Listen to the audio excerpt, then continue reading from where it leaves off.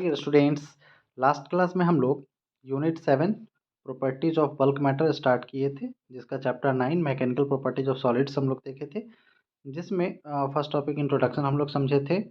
फिर उसके बाद सेकेंड टॉपिक हमारा इलास्टिक बिहेवियर ऑफ सॉलिड्स को समझे थे। फिर स्ट्रेस एंड स्ट्रेन को हम लोग समझे थे। फिर उसके बाद हम लोग स्ट्रेस और स्ट्रेन का सिर्फ कुछ बेसिक चीज़ों को देख पाए थे। स्ट्रेस के डिफिनीशन को देखे थे और हमको स्ट्रेस के टाइप्स को देखना बचा हुआ था। स्ट्रेस के टाइप्स को हम लोग देखेंगे, फिर उसका आगे कंटिन्यू करेंगे। तो हम लोग आगे की तरफ बढ़ते हैं। Topic number 9.3 stress and strain, इसको हम लोग देखना चालू किए थे। तो इसमें हम लोग को टाइप्स देखना था। हम लोग जाने थे कि स्ट्रेस जो है वो 3 टाइप का होता है। फर्स्ट था हमारा नॉर्मल स्ट्रेस, सेकंड था हमारा टेंजेंशियल और शेयरिंग स्ट्रेस, और थर्ड है हमारा हाइड्रोलिक और बल्क स्ट्रेस। फर्स्ट टॉपिक हम लोग स्टार्ट करते हैं। नॉर्मल स्ट्रेस क्या होता है, इस चीज़ को समझते हैं। सबसे पहले मान लीजिए कि आपके पास एक रड है, इस तरह का रड है। इस रड को आप अगर आप देखें तो हम इधर भी फोर्स अप्लाई कर सकते हैं और इधर भी फोर्स अप्लाई करते हैं। फोर्स बाहर की तरफ अप्लाई करेंगे तो क्या होगा, इसका साइज थोड़ा सा लंबा हो जाएगा, नहीं तो साइज लंबा हो जाएगा। लेकिन इस रड के अंदर अगर देखा जाए तो इधर की तरफ और इधर की तरफ रीस्टोरिंग फोर्स डेवलप होगा, जो क्या चाहेगा कि इस रड को अपने ओरिजिनल पोजीशन में फिर से वापस ला दे। नहीं, अगर दूसरा कंडीशन क्या हो सकता है कि इसी रड के ऊपर, इस रड के ऊपर हम लोग अगर चाहे तो कॉम्प्रेसिव फोर्स भी अप्लाई कर सकते हैं। इस डायरेक्शन में भी फोर्स अप्लाई किया जा सकता है।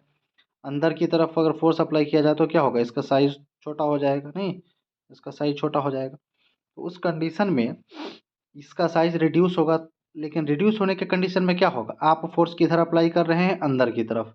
लेकिन इसके अंदर, इस रड के अंदर बाहर की तरफ रीस्टोरिंग फोर्स डेवलप होगा, नहीं जो क्या चाहेगा, इसको अपने ओरिजिनल पोजीशन में वापस ला दे।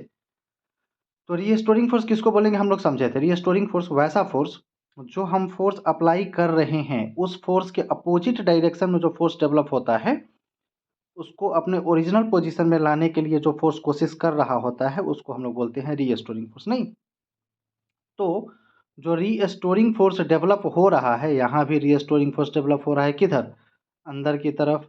यहाँ पे भी रीस्टोरिंग फोर्स डेवलप हो रहा है, मतलब वही दोनों सेम कंडीशन है। अंदर की तरफ यहाँ पर रीस्टोरिंग फोर्स किधर डेवलप हो रहा है, बाहर की तरफ।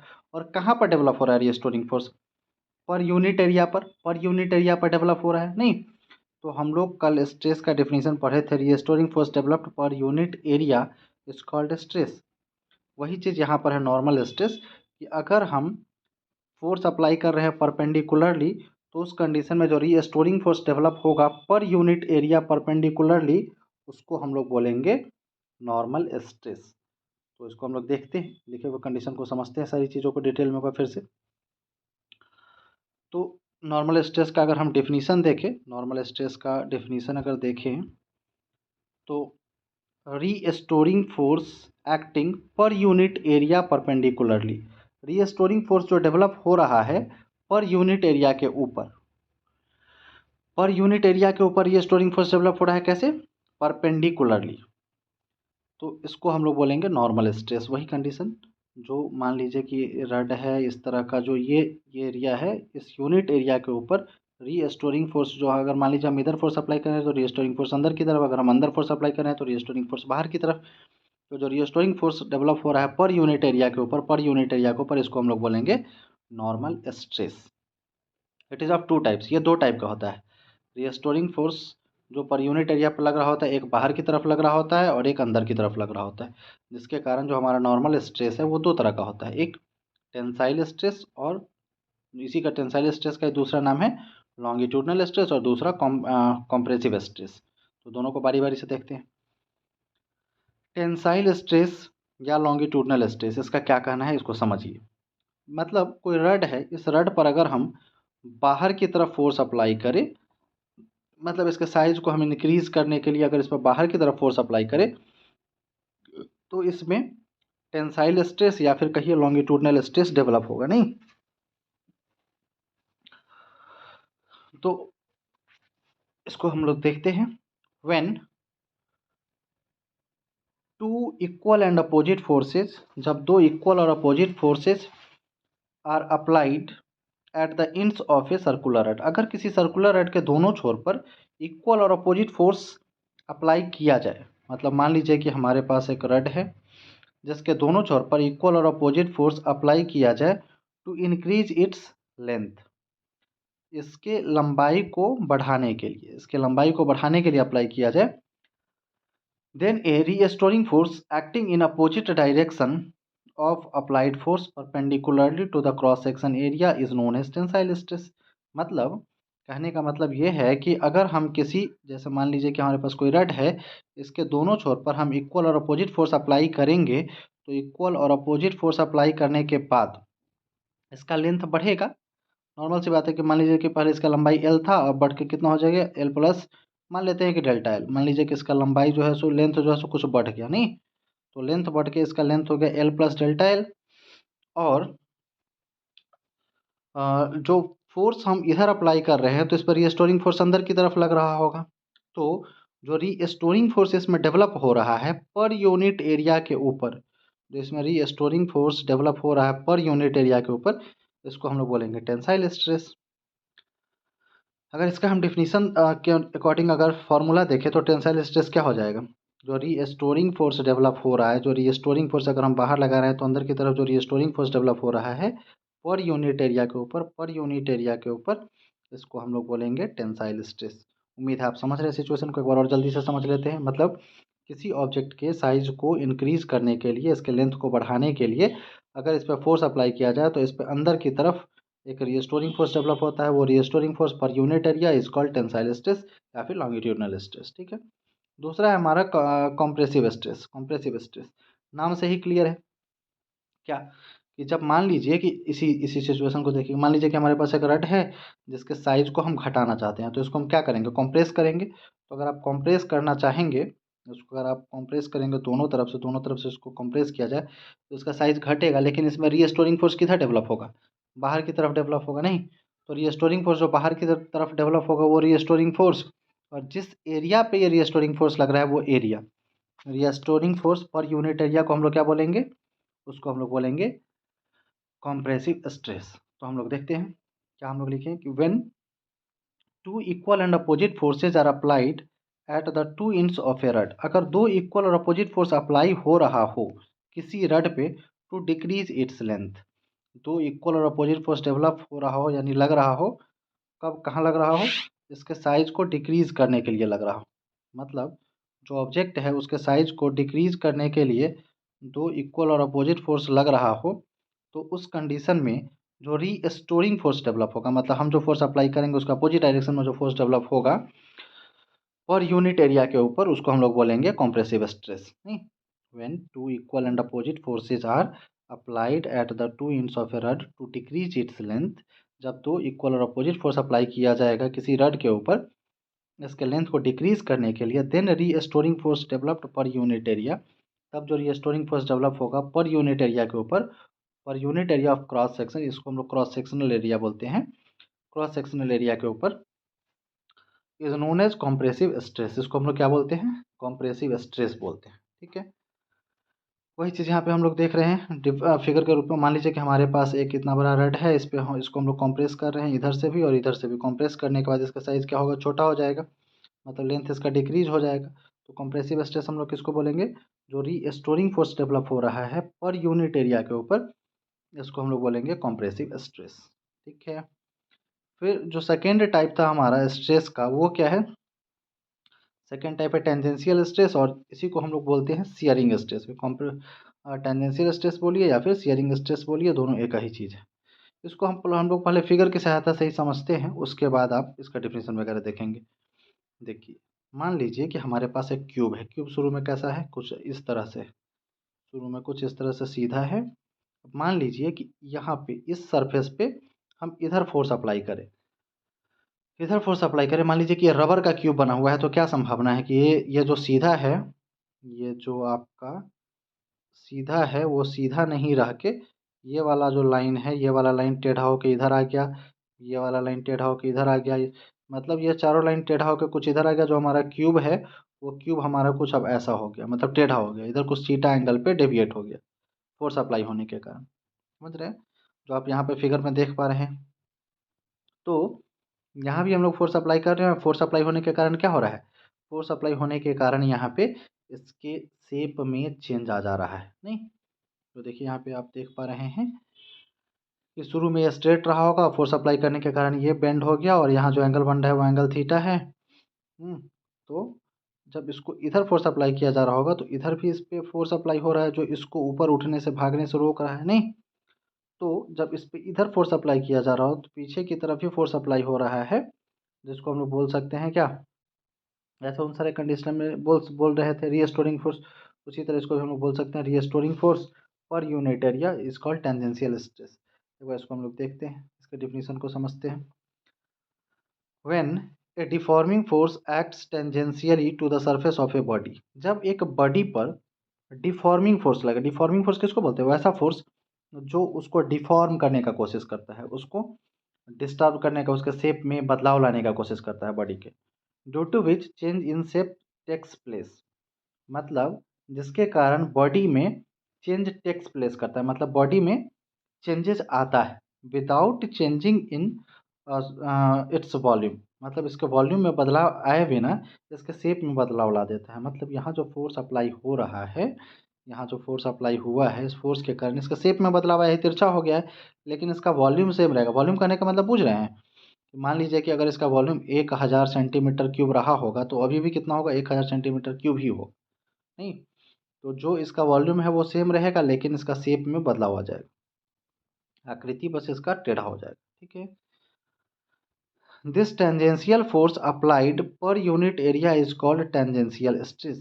ये जो टेंजेंशियल फोर्स अप्लाई किया जा रहा है पर यूनिट एरिया के ऊपर, इसको हम लोग बोलेंगे टेंजेंशियल स्ट्रेस। ये जो फोर्स अप्लाई किया जा रहा है, टेंजेंशियल फोर्स कहाँ अप्लाई किया जा रहा है, पर यूनिट एरिया के ऊपर अप्लाई किया जा रहा है, पर यूनिट एरिया के ऊपर। तो ये जो टेंजेंशियल फोर्स अप्लाई किया जा रहा है पर यूनिट एरिया के ऊपर, इसको हम लोग बोलेंगे टेंजेंशियल स्ट्रेस।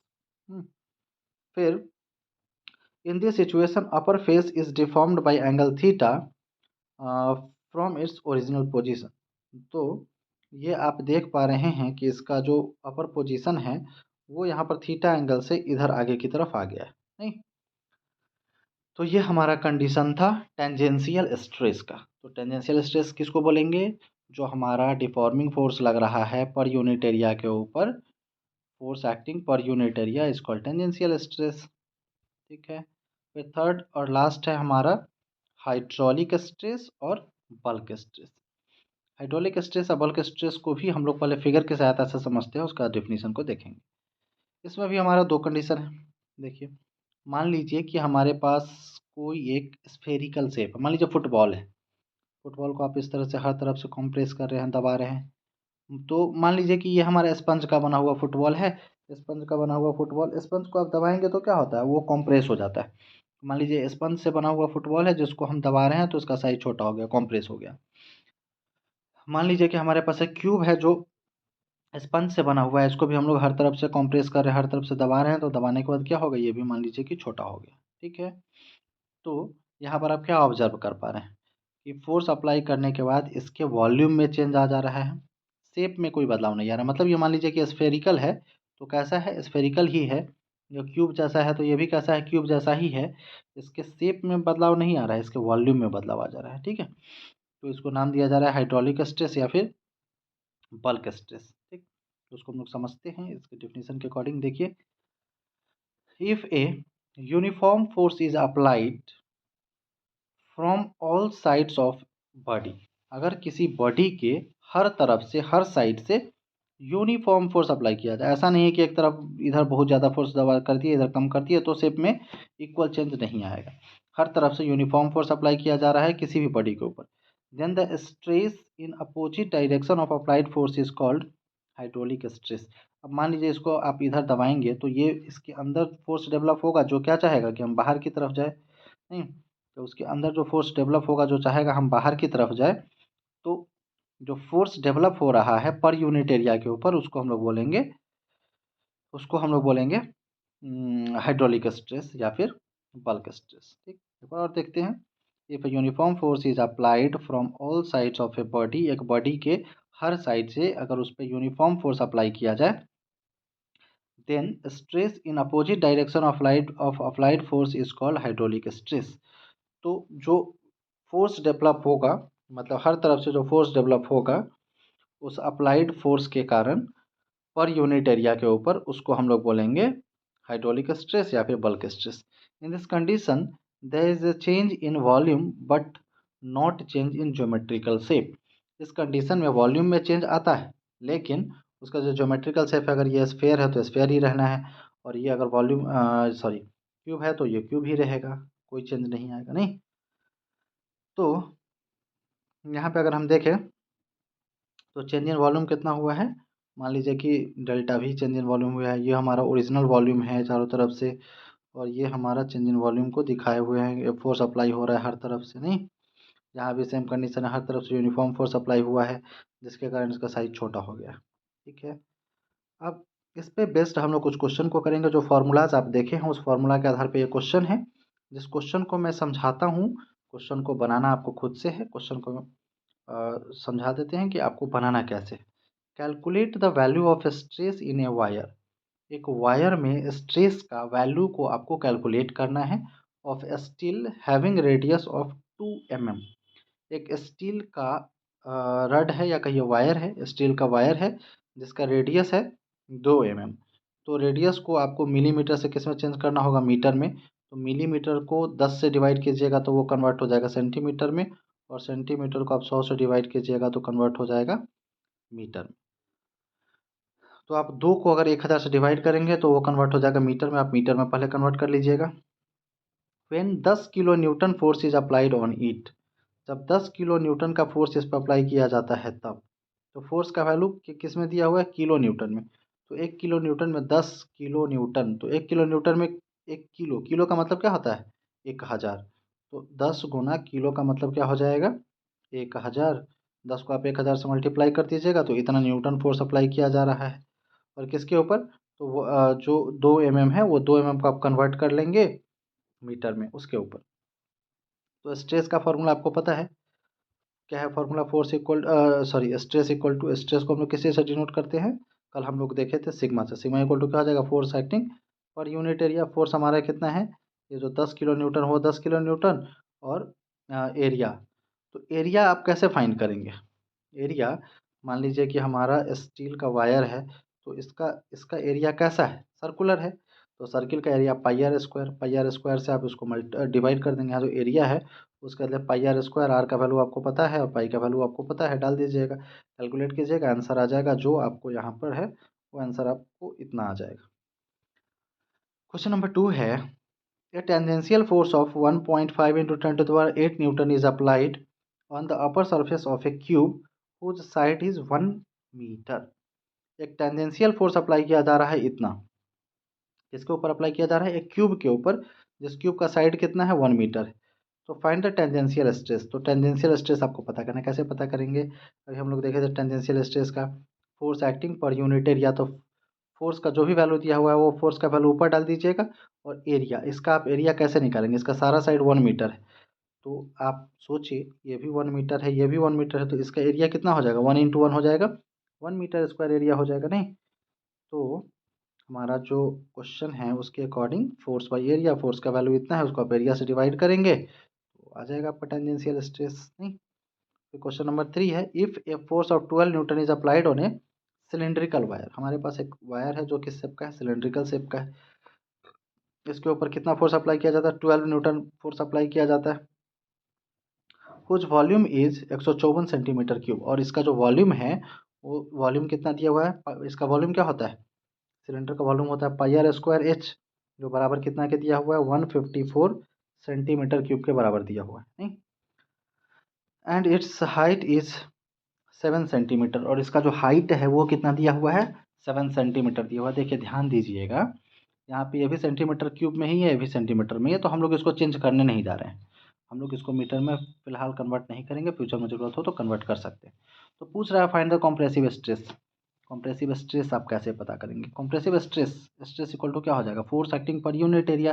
तो फोर्स लग रहा है 12 न्यूटन, फोर्स का वैल्यू आपको पता है, आपको एरिया पता करना है, कैसे पता करेंगे? तो हमारा फार्मूला क्या होता है वॉल्यूम निकालने का, पाई आर स्क्वायर एच, जो बराबर है किसके 154 सेंटीमीटर क्यूब के। एच का वैल्यू, हाइट आपका दिया हुआ है 7 सेंटीमीटर, तो हाइट के बदले अगर आप 7 रखें और तो 7 क्या होगा, ये 7 को लाके आप इधर डिवाइड करेंगे 154 डिवाइडेड बाई 7, तो आपको किसका वैल्यू मिल जाएगा, pi r square. Pi r square क्या है, एरिया है। फोर्स का वैल्यू इतना, और पाई आर स्क्वायर का वैल्यू 154 में 7 से डिवाइड करने पर जो वैल्यू आएगा वो हो जाएगा हमारा एरिया का वैल्यू। तो फोर्स डिवाइड बाई एरिया कीजिएगा तो आपको मिल जाएगा कंप्रेसिव स्ट्रेस। बस यही हमको पता करना है, तो उम्मीद है आप इसको सॉल्व कर सकते हैं। तो इस तीनों क्वेश्चन को सॉल्व कर लेना है, पीछे से शुरू से पूरा इसको रिवाइज कर लेना है, शुरू से लेकर अभी तक आपने जितना पढ़ा है उतनी चीज़ों को। तो हम लोग मिलते हैं फिर नेक्स्ट क्लास में, तब तक आप लोग अपना ख्याल रखिएगा, अच्छे से रहिएगा, तब तक के लिए बाय बाय।